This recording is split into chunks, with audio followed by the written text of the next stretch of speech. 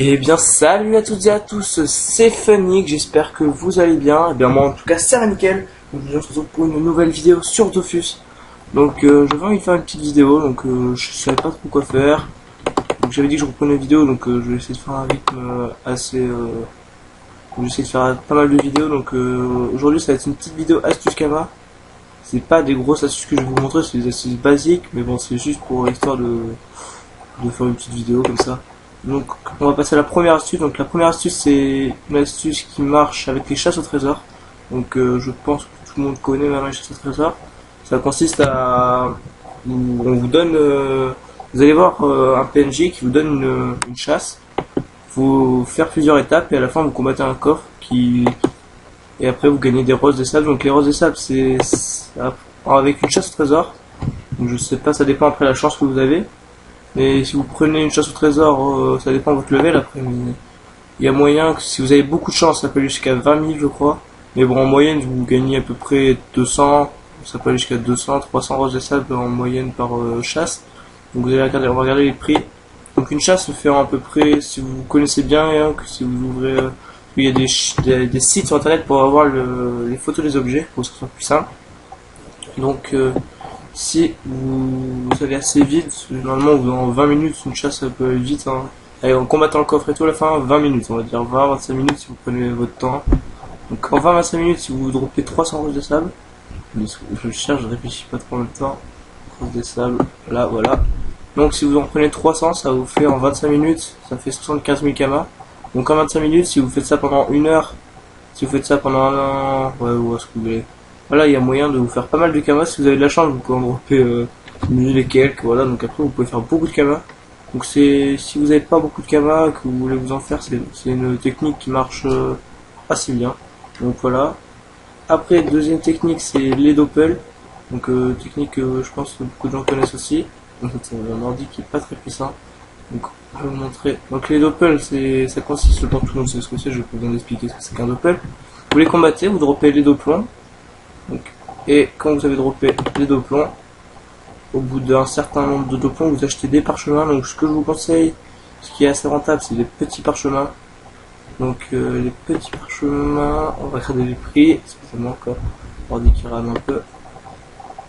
Ce week-end, je vais faire des vidéos, ça sera plus pratique. Je serai avec un meilleur ordi, donc je pourrais vous sortir des meilleures vidéos plus de gameplay, parce que là, si je peux pas trop faire de combat et tout, ça va trop bugger sinon. Et regarder les combats où ça bug, c'est pas très intéressant. Donc je vous fais des vidéos où j'ai pas besoin de trop de faire le combat ou tout comme ça, pour pas trop que ça bug.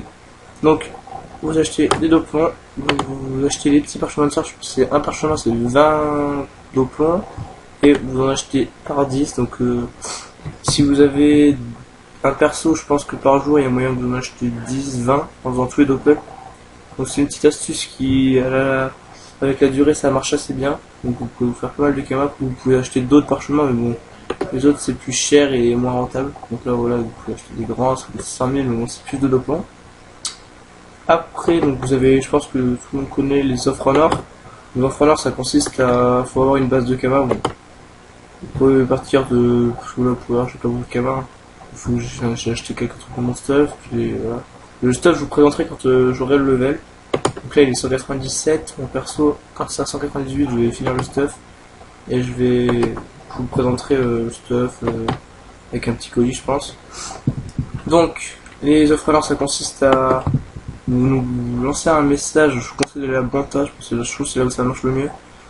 Consiste à lancer un message dans le canal commerce ou recrutement en disant achète offre en or. Les gens vous proposent des items, vous regardez les items qu'ils vendent bien.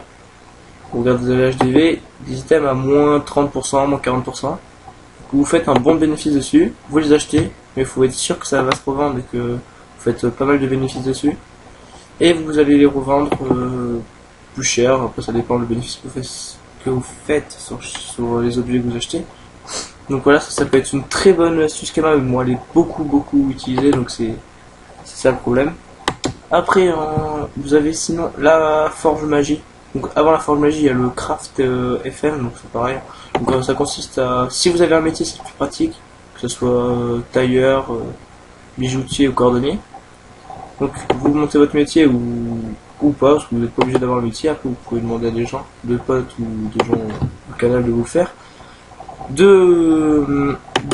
Pour vous allez vous regarder des objets qui coûtent assez cher mais qui sont pas très très chers. Attendez, excusez-moi, il y a des pages Google qui s'ouvrent.